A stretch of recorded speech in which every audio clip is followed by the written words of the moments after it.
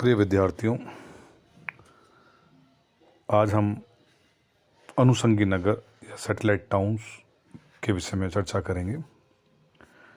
अनुषंगी नगर या satellite towns आज आप देख रहे हैं कि किसी महानगर के चारों ओर या किसी नगर के चारों ओर छोटे छोटे कस्बे या नगर विकसित हो जाते हैं, जिन्हें हम अनुषंगी नगर या सैटेलाइट टाउन्स कहते हैं। किसी वृहद नगर के संक्रमण यानी कि उसके जो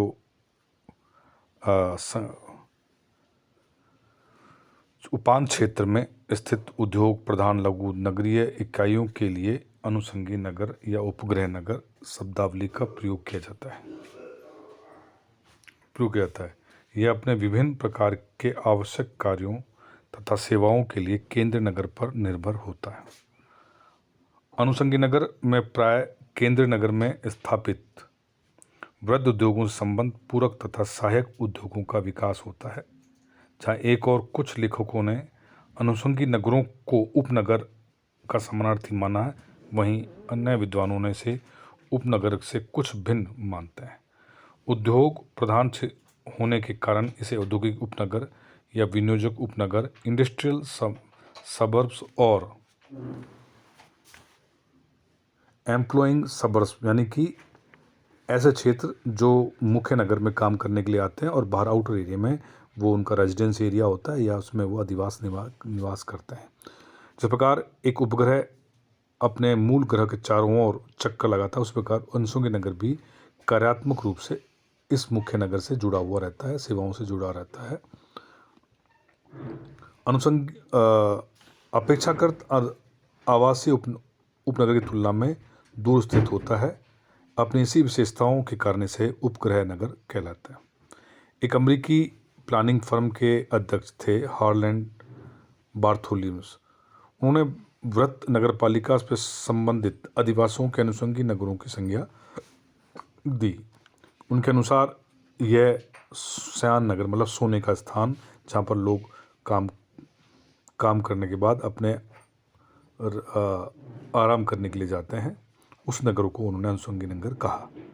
जिससे कार्यशील जनसंख्या केंद्रीय नगर में कार्य करती है, अथवा एक औद्योगिक उपनगर हो सकता है जो केंद्रीय नगर या अन्य क्षेत्रों में श्रमिक प्राप्त करता है। इस प्रकार उन्होंने उपनगर और अनुषंगी नगर में कोई वास्तविक भेद नहीं किया। इस संदर्भ में एक विद्वान और थे जिसका नाम था R.E. मर्फी। उन्होंने भी इसके संदर्भ में बताया कि उपनगर और अनुषंगी नगर के मध्य अंतर किया जा सकता है। यद्यपि अनुषंगी नगर उपनगर का ही एक प्रकार है, औद्योगिक उपनगर है। उनके अनुसार इस अंतर का आधार केंद्र नगर से दूरी नहीं बल्कि आर्थिक होना चाहिए। इस प्रकार विक्टर जोन्स के विनियोजक उपनगर को अनुषंगी नगर माना जा सकता है। अब अनुषंगी नगर की विशेषताएं क्या होती हैं, थोड़ा सा मोटे मोटे तौर पर हम लोग चर्चा करें तो अनुषंगी नगर प्राय लघु औद्योगिक केंद्र होता है, जहाँ स्थापित उद्योग सामान्यतः केंद्रीय नगर से संचालित उद्योगों से संयुक्त होते हैं। अनुषंगी नगर में प्राय उन्हीं क्रियाओं या उद्योगों को संचालन होता है जो केंद्र नगर से संपन्न होती हैं। अनुषंगी नगर केंद्र नगर के अपेक्षाकृत दूर स्थित होता है, जिसके कारण इसके और केंद्रीय नगर के मध्य दैनिक अभिगमन। ये एक बात मैं आपके सामने रखना चाहूँगा कि मुख्य नगर और अनुषंगी नगर की जो कनेक्टिविटी है, जो उनका जुड़ाव है, उनमें अभिगमनता बहुत अच्छी होती है, एसेसिबिलिटी बहुत अच्छी होती है, जिस कारण से क्या है कि ये विकसित होते हैं। उपनगर और अनुषंगी नगर में मुख्य अंतर ये होता है, अनुषंगी नगर एक विशेष प्रकार का उपनगर, औद्योगिक उपनगर होता है, किंतु उपरोक्त विशेषताओं के कारण कुछ लोग इसे उपनगर, मुख्यतः आवासीय उपनगर से भिन्न मानते हैं। दोनों में प्रमुख व्यवहारिक अंतर हम देखें तो अनुषंगी नगर प्राय औद्योगिक प्रधान होता है, यहाँ जहाँ कारखानों संख्या अधिक होती है, जबकि सामान्यतः उपनगर में आवासीय गृहों की बहुलता पाई जाती है तथा उद्योग धंधों का लगभग या पूर्ण अभाव पाया जा सकता है। अनुषंगी नगर में दिन में काम करने वालों की संख्या रात्रि में रहने वालों की संख्या से अधिक पाई जाती है, क्योंकि काम करने वाले यहाँ दिन में एकत्रित होते हैं और शाम को या रात्रि में यह अब बाहर अन्यत्र यानी कि उपनगर क्षेत्र में, आवासीय क्षेत्र में चले जाते हैं।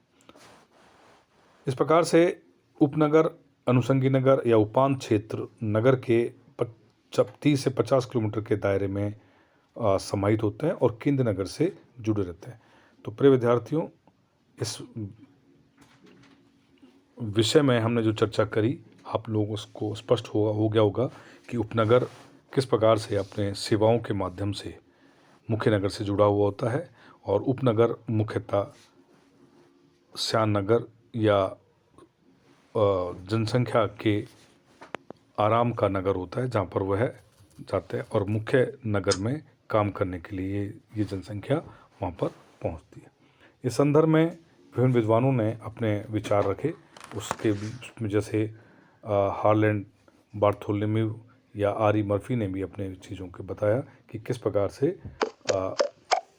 ये नगर होते हैं। आज के इस वीडियो में इतना ही। अगला वीडियो में हम और किसी टॉपिक पर चर्चा करेंगे। धन्यवाद।